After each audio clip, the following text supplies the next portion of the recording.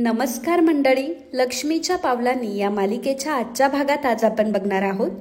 सोहमच्या लग्नाची बोलणी सुरू असते आणि अद्वैत तर सोहमच्या लग्नाची सुपारी देखील फोडून आलेला असतो. त्यामुळे घरामध्ये एक चैतन्याचं वातावरण असतं. सर्वजण खूप खुश असतात, परंतु सोहमच्या चेहऱ्यावर तो उत्साह मात्र दिसत नसतो आणि कलाने हे अगदी बरोबर हेरलेलं असतं. कलाला राहून राहून असं वाटत असतं की सोहमची एंगेजमेंट होईल आता आणि सगळं काही सोहमच्या मनासारखं होतंय, तरी सोहमच्या चेहऱ्यावर ते हसू मला का दिसत नाही. परंतु थोड्या वेळाकरता ती या सगळ्या गोष्टी इग्नोर करते. मग रजनी कलाला पेढा देते आणि म्हणते की कला, तू पहिल्यांदा हा पेढा खा. मग कला म्हणते की फायनली कॉंग्रॅच्युलेशन, तुम्ही सासू होणार आहात. तर रजनी म्हणते की हो. मग कला म्हणते की थांबा, मी आलेच, असं म्हणून ती अद्वैतकडे जाते. अद्वैतला जरा बाजूला बोलवते. अद्वैत आणि कला दोघंही एका कोपऱ्यात बोलत असतात. कला अद्वैतला म्हणते की चांदेकर, आपण काय ठरवलं होतं बरं? तर अद्वैत म्हणतो की हेच ना, की आपल्याला सोहमच्या लग्नाची बोलणी करायची आहे. आणि बघ, सोहमच्या लग्नाची बोलणी तर आता सुरू आहे. तर कला म्हणते की अरे, पण आपण फक्त बोललो होतो या गोष्टी. आपण सोहमच्या लग्नाची बोलणी करायला जाणार होतो आणि तू काय केलंस? तू तर डायरेक्ट सुपारीच फोडून आलास. तेव्हा अद्वैत म्हणतो की मग मी कोण आहे? मी द ग्रेट अद्वैत चांदेकर आहे. शेवटी अशा गोष्टी मला जमतातच. मला असं मधल्यामध्ये गोष्टी आवडत नाही. मी डायरेक्ट फुल अँड फायनल काम करतो. कला म्हणते की चांदेकर, मला माहिती आहे तू ग्रेट अद्वैत चांदेकर आहेस, पण अरे, सोहमच्या आयुष्याचा प्रश्न आहे हा. एकदा तरी त्याला विचारायचं होतं तू. एकदा तरी घरच्यांची परवानगी घ्यायची होती. डायरेक्ट जाऊन आला आणि सुपारी फोडून आलास. अद्वैत म्हणतो की हे बघ, सोहम असाच आहे. मी लहानपणापासून सोहमला ओळखतो. सोहम कुठलीही गोष्ट तोंडाने मागत नाही. मी लहानपणापासून त्याला डायरेक्टली हातातच गोष्टी आणून दिलेल्या आहे आणि मग तेव्हा तो सरप्राईज होऊन खुश झालाय. आणि आजही तो खुशच झाला असेल ना. त्याच्या मनासारखंच केलंय शेवटी मी. कला म्हणते की चांदेकर, तुझं सगळं म्हणणं खरंय, मला पटतंय तुझं म्हणणं, परंतु राहून राहून मला असं का वाटतंय माहीत नाही की सोहमच्या मनात काहीतरी सुरू आहे. त्याला हे मान्य नाहीये असं मला का वाटतंय. तर अद्वैत आता सोहमकडे बघतो. त्यावेळी सोहम हा आबांना टाळ्या देऊन हसत असतो. मग अद्वैत म्हणतो की त्याच्याकडे पाहून तुला असं वाटतंय का की तो नाखुश आहे ते? अगं, खुशच दिसतोय की एवढा टाळ्या देऊन हसतोय. खुश आहे तो, उगाच काही खुसपट काढू नकोस. अद्वैत म्हणतो की गप्प बस ग, मी माझ्या भावाला अगदी व्यवस्थित ओळखतो आणि माझा भाऊ जरा शांत आहे. शेवटी जी कलाकार माणसं असतात ना, ती मितभाषी असतात आणि तुझ्यामध्येच हे सगळे गुण कुठून आले काय माहिती. तुझी आपली बग चालूच असते नेहमी. तू कलाकार आहेस, परंतु मितभाषी अजिबात नाहीये. तेव्हा कला म्हणते की अद्वैत, तू पण तसाच आहे. तर अद्वैत म्हणतो की मग मी कुठे कलाकार आहे? मी तर द परफेक्शनिस्ट अद्वैत चांदेकर आहे आणि त्यामुळे मी मितभाषी असण्याचं काही कारणच नाहीये. आणि उगाच आता बग करू नकोस ग, तुझं डोकं चालवू नको. हे बघ, मी माझ्या भावाला अगदी व्यवस्थित ओळखतो. मला माझ्या भावाबद्दल सगळं काही माहिती आहे. त्यामुळे उगाच आता तू या सगळ्या गोष्टीचं टेन्शन घेऊ नकोस. मग अद्वैत आता तिथून निघून जातो. तेव्हा कला विचार करू लागते की चांदेकर म्हणालाय तसं सगळं काही खोटं नाही, त्याचं बरोबर आहे. खरंच सोहमला आतून आनंद होत नाहीये का, की मीच जरा जास्त विचार करतेय? कलाच्या मनात नुसताच गोंधळ चालू असतो की सोहम खुश आहे की नाही हे तिला कळतच नसतं. इकडे सोहम हा त्याच्या खोलीत एकटाच असतो आणि फार जास्त चिंता करत असतो, विचार करत असतो आणि म्हणत असतो की काय चाललंय हे माझ्यासोबत सगळं? काय चाललंय? या सगळ्या गोष्टी मीच तर केल्याय. माझं मन आणि डोकं दोघंही एकमेकांशी युद्ध करायला लागलेत. आता सगळं काही मीच ठरवलंय, स्वतःच्या डोक्याने सगळं काही केलंय, स्वतःच लग्नाला हो म्हटलोय आणि आता सगळं होतंय तर मला हे सगळं नकोय. सोहमने आता त्याने जो डिसिजन घेतलेला असतो त्यावरच तो डाऊट घेत असतो आणि त्याला सारखा काजलचाच विचार मनामध्ये येत असतो. तर इकडे अनामिका सोहमचा आणि त्याचा फोटो बघत असते आणि दोघांचाही फोटो बघून ती म्हणत असते की खरंच किती वेळ लावलास रे सोहम तुम्हाला हो म्हणायला. अरे, मी या दिवसाची किती दिवसांपासून वाट बघत होते. फायनली आता आपल्या दोघांचं लग्न होणार, आपण दोघं एकत्र येणार आणि मी खरंच खूप खुश आहे. ठीक आहे, मला वाट बघायला लागली असेल तरी काही प्रॉब्लेम नाही, परंतु फायनली आता तू माझा होणार आहेस, याच गोष्टीने मी खूप खुश आहे. अनामिका मात्र इकडे खूपच खुश असते, परंतु सोहमचे मात्र फारच वाईट हाल चालू असतात. सोहम आता काजलची ती ड्रॉइंग बघत असतो आणि विचार करत असतो की काय करू मी, काय चाललंय हे सगळं माझ्यासोबत. आणि मग नंतर तो स्वतःला समजावतो की आपल्यावर जे कोणी प्रेम करत असतं त्याचा नेहमी रिस्पेक्ट करायचा असतो आणि जे शेवटी माझं आहे ते मला मिळणारच आहे आणि जे माझं नाही आहे ते मला कधीही मिळणार नाही. आता जर मी फायनली डिसिजन घेतलाय तर मला त्या डिसिजनवर ठाम राहायचंय. सोहमला सारखा सारखा तो क्षण आठवत असतो ज्यावेळी काजलनं त्याला रिजेक्ट केलेलं असतं, ती त्याला नाही म्हटलेली असते आणि त्या सगळ्या गोष्टी आठवून सोहम आता पुढे जाण्याचा प्रयत्न करत असतो. तर इकडे कला तिच्या खोलीमध्ये असते आणि विचार करत असते. कारण जेव्हा सर्वजण खाली होते तेव्हा तिने सोहमकडे बघितलं होतं आणि सोहमच्या चेहऱ्यावर तिला तो उत्साह दिसत नव्हता. त्यामुळे कला विचार करत असते की नक्की सोहम या लग्नामुळे खुश आहे ना? अनामिकावर त्याचं खरंच प्रेम आहे ना? नाही म्हणजे मला काही कळतच नाहीये की त्याला काय वाटते. मी एक काम करू का, मी त्याच्याशी बोलू का? पण जर चांदेकर त्याचा भाऊ आहे आणि मी जर त्याच्याशी बोलायला गेले तर ते पुढं केल्यासारखं होईल आणि चांदेकरला सुद्धा ते आवडणार नाही. तर तेवढ्यातच अद्वैत आलेला असतो आणि म्हणत असतो की वा वा वा, आज तर मी खूपच खुश आहे, मला तर आज एकदम रिलॅक्स वाटतंय. कला म्हणते की अच्छा, म्हणजे समानतेचा रकाना हा आपला भरत चाललाय, त्यामुळे तू खुश आहेस का? तर अद्वैत म्हणतो की गप्प बस, तसं काही नाहीये. आज फायनली कितीतरी दिवसांनंतर मी घरातल्या सगळ्यांना एकत्र बघितलं आणि एवढा आनंदात बघितलं. तू बघितलंस ना, सगळेजण एकमेकांना कसे पेढा भरवत होते, सगळे एकमेकांशी कसे बोलत होते. नाहीतर इतर वेळेस नुसता आरडाओरडा सुरू असतो. आणि स्पेशली आबा तर खूप खुश होते आणि त्यांना बघून मला खरंच खूप छान वाटलं. त्यावेळी कला हसू लागते. मग अद्वैत विचारतो की काय ग, असं का हसतीयस? तेव्हा कला म्हणते की चांदेकर, तुला माहितीये, खूप अफाट, खूप छान, भारी, एकदम मस्त असं दोघांमधलं एक साम्य सापडलंय मला. कला आता लगेचच बोर्डवर ते साम्य लिहिते. तर साम्य असं असतं की कुटुंबाच्या सुखात सुख मानणे, कुटुंब सगळ्यात आधी, बाकीच्या गोष्टी नंतर. आणि दुसरं म्हणजे सगळ्यांच्या चेहऱ्यावर हसू पाहण्यासाठी वाटेल ते करायची तयारी. कला अद्वैतला वाचून दाखवत असते. तेव्हा अद्वैत म्हणतो की हा बस झालं, कळलं मला आता. मग कला आता अद्वैत जवळ येते आणि अद्वैतला म्हणते की चांदेकर, वाटेल ते करण्याच्या मध्ये सोहमच्या भावना तर दुखावल्या जाणार नाही ना? अद्वैत म्हणतो की आता तुला बोललो ना मी, परत तेच काय बोलतीयस? तुला म्हटलं ना तो आनंदात आहे, परत तेच बोलू नकोस बरं. कला म्हणते की नाही पण चांदेकर, तू त्याला एकदा विचारलंयस का? याबद्दल तू काही बोललायस का त्याला? त्यावेळी अद्वैत म्हणतो की तो माझा भाऊ आहे आणि माझा भाऊ मला सांगेल, त्याला जेव्हा वाटेल ना तेव्हा तो माझ्याशी बोलेल आणि मला कळतं त्याचं सुख. हे बघ खरे, मी तुला सांगतोय हा, परत तेच बोलू नकोस अजिबात. कला म्हणते की बरं ठीक आहे, जाऊ दे, चल सोडतो विषय. पण अरे चांदेकर, एक गोष्ट लक्षात येते का? ते बघितलं का जरा तू की आपण दोघं सेम आहोत?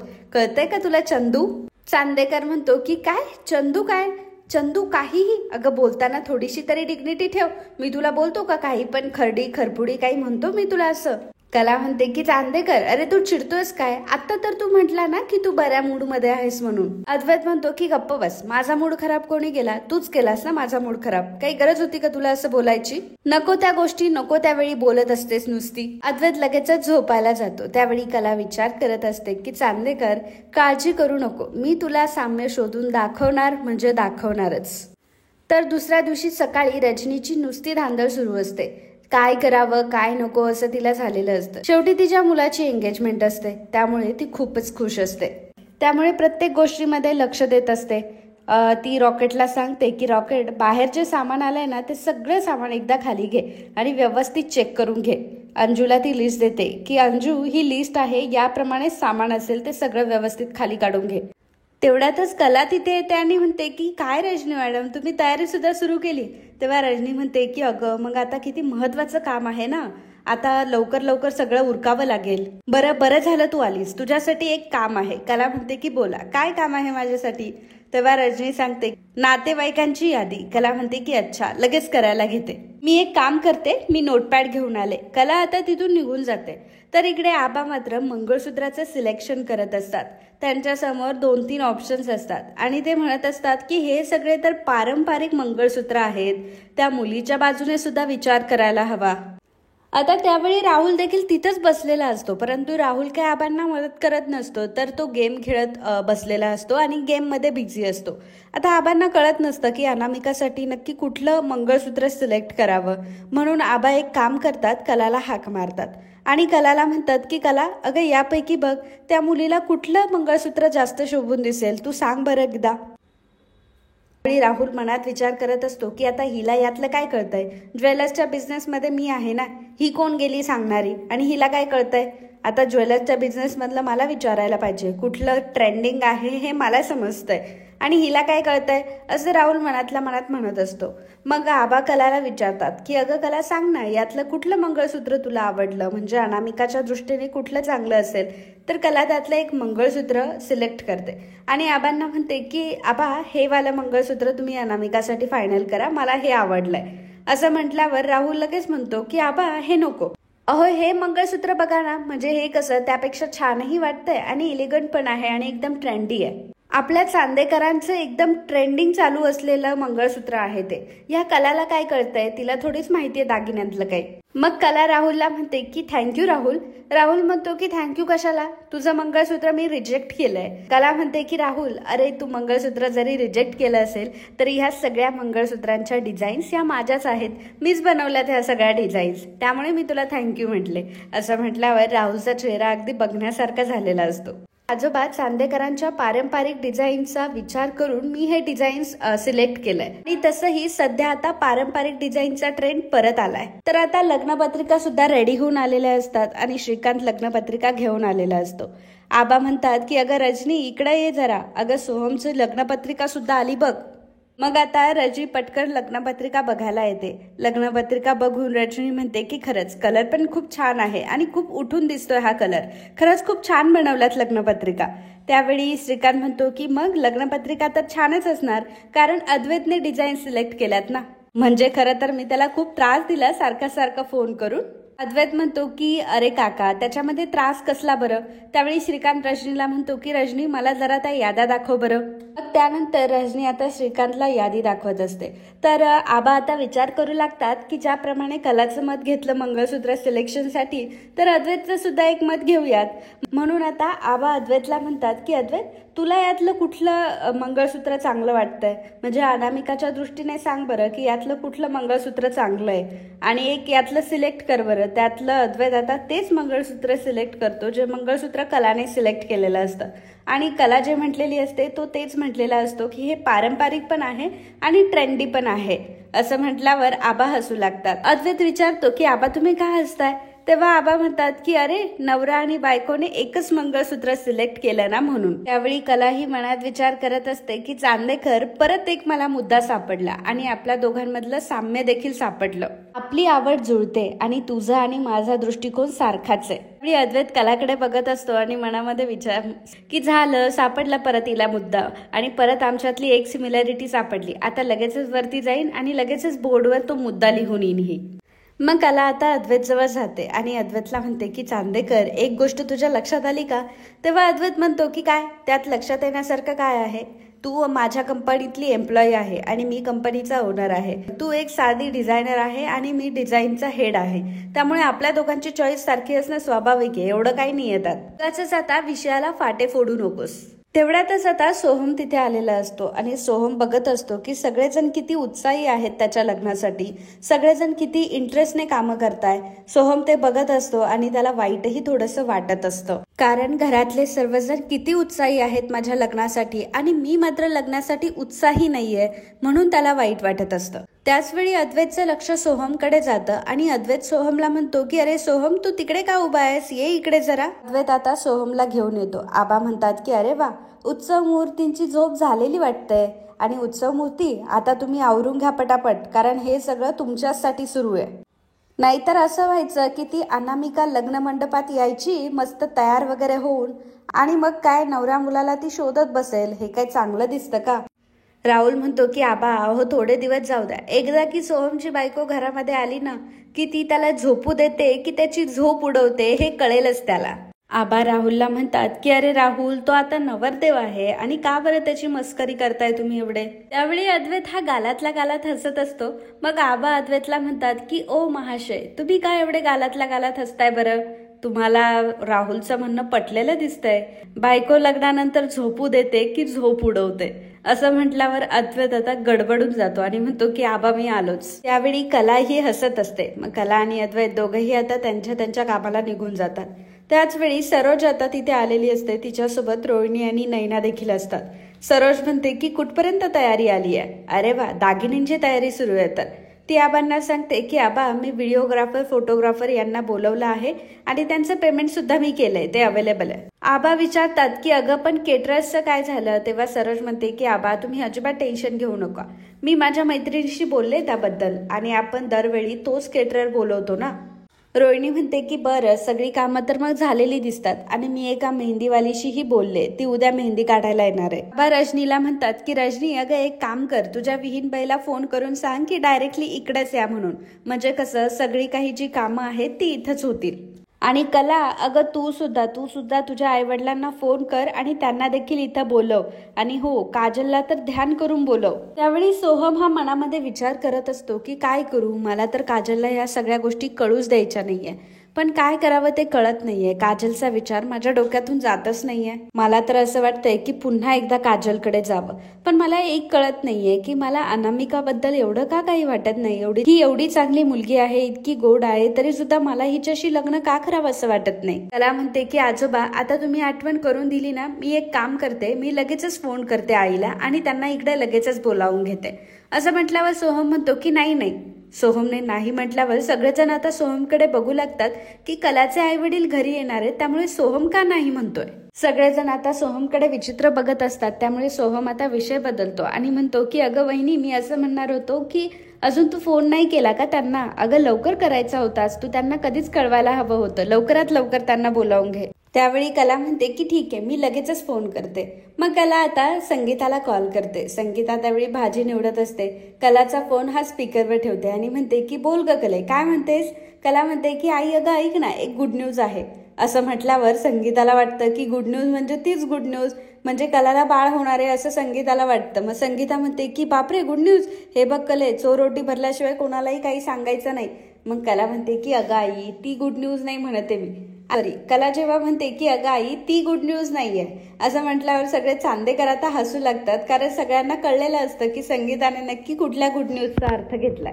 सगळेजण कलाकडे बघून हसत असतात. मग कला जरा बाजूला येते आणि मग संगीताला म्हणते की अगं आई ती गुड न्यूज नाही म्हणते ग मी, गुड न्यूज वेगळी आहे, म्हणजे चांगली बातमी द्यायची मला तुला. अगं सोहमचं आणि अनामिकाचं लग्न ठरलंय आणि 2 दिवसावर त्यांचं लग्न आहे. ही गोष्ट ऐकून आता संगीताला मोठा धक्का बसतो. संगीता म्हणते की काय, आणि त्यावेळी बाबा आणि काजल देखील आलेले असतात. फोन स्पीकरवर असल्यामुळे त्यांनी सुद्धा ही बातमी ऐकलेली असते. काजलला खूप वाईट वाटतं. संगीताचा आवाज खाली गेलेला असतो. त्यावेळी कला विचारते की काय ग आई, तुला आनंद नाही झाला का, मी तुला एवढी गुड न्यूज दिली ते. त्यावेळी संगीता म्हणते की नाही अगं असं काही नाहीये, माझ्या घशात ना काहीतरी अडकलं, त्यामुळे मी शांत बसले होते. आणि काही नाही, सोहमरावांना आमच्याकडनं अभिनंदन सांग आणि त्यांना काही जरी मदत लागली तरी सुद्धा आम्हाला सांग, आम्ही आहोत इकडे. कला म्हणते की हो आई लगेच सांगते. कला रजनीला सांगते. रजनी मॅडम अहो आई म्हटली की काही जरी मदत लागली तर सांगा, आई आहे मदत करायला. रजनी म्हणते की हो मदत लागल्यावर आपण नक्की सांगूयात. मग कला आता संगीताला सांगते की आई हे बघ मी सांगितलं, आता तू एक काम कर, तू बाबा आणि काजल तुम्ही तिघेही इकडे या. बरं आई मी आता फोन ठेवते, काळजी घे, असं म्हणून कला फोन ठेवते. तर इकडे संगीता म्हणत असते की आता मी काय करू, आता काजलला या सगळ्या गोष्टीबद्दल मी कसं सांगू, पण सांगावं तर तिला लागणारच आहे ना या सगळ्या गोष्टी, कधी ना कधी तिला समजदारच आहेत. तिला मी आता कसं सांगू माझं मलाच कळत नाहीये. आणि त्याच वेळी संगीताचं लक्ष हे काजलकडे जातं. काजल आणि बाबा तिथेच उभे असतात आणि काजलने हे सगळं बोलणं ऐकलेलं असतं हे संगीताला समजतं.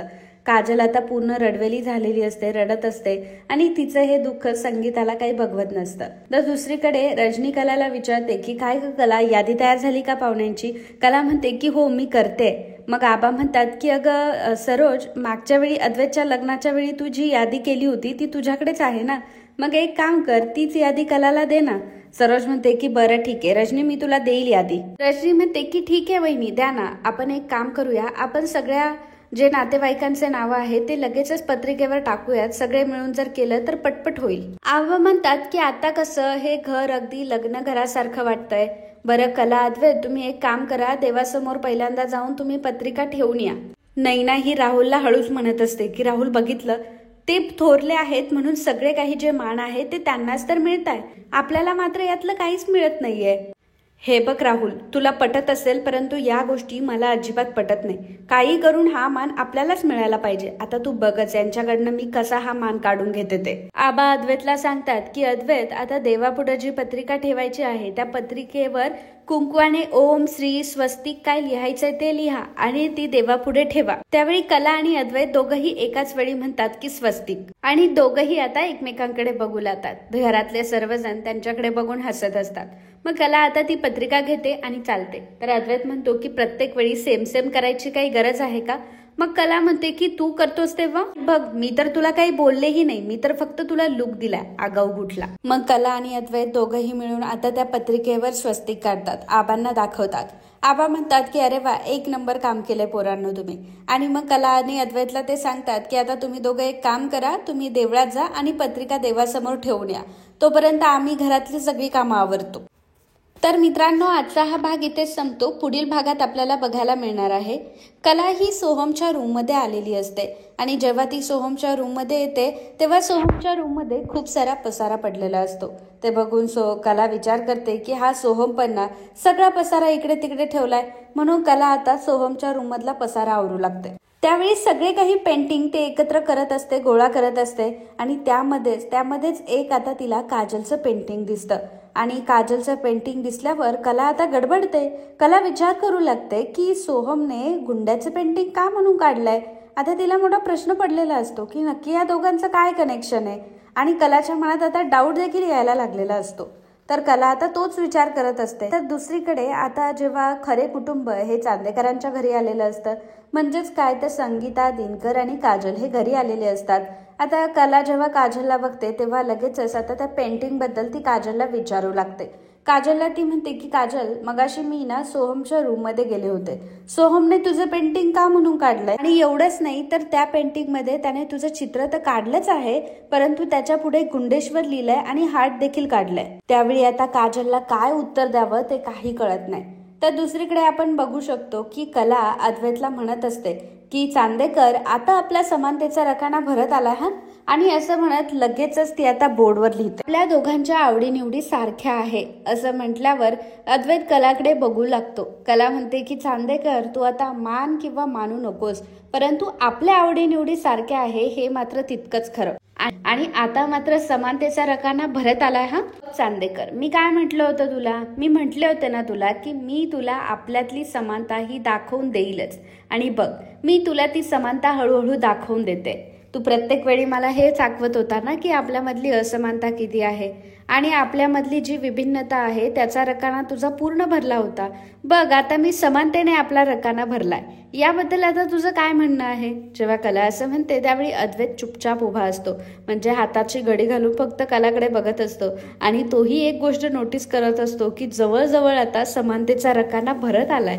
म्हणजे जेवढ्या विभिन्नता होते, जेवढे डिफरन्सेस होते, त्याच्यापेक्षाही आता जे काही सिमिलर पॉइंट आहेत ते आता जास्त वाढत आहे. त्यामुळे अद्वैत कलाकडे बघत असतो आणि कलाच्या बोलण्यामध्ये काहीतरी तथ्य त्याला जाणवत असते आणि तो फळ्याकडे पण बघत असतो. तर मित्रांनो, तुम्हाला काय वाटतं की कला हा समानतेचा रकाना जो आहे तो पूर्ण भरू शकेल का? आणि असमानतेच्या रकान्यापेक्षा कलाचे पॉइंट जास्त असतील का? तुम्हाला काय वाटतं याबद्दल? सोबतच आता सोहमचं आणि काजलचं हे सत्य कलासमोर येईल का? मित्रांनो, तुम्हाला जे काही वाटत असेल आजच्या या भागाबद्दलचं तुमचं मत हे कमेंट बॉक्समध्ये नक्की लिहून पाठवा. आणि सोबतच तुम्हाला आजचा हा व्हिडिओ आवडला असेल तर व्हिडिओला लाईक करायला आणि चॅनलला सबस्क्राईब करायला अजिबात विसरू नका. धन्यवाद.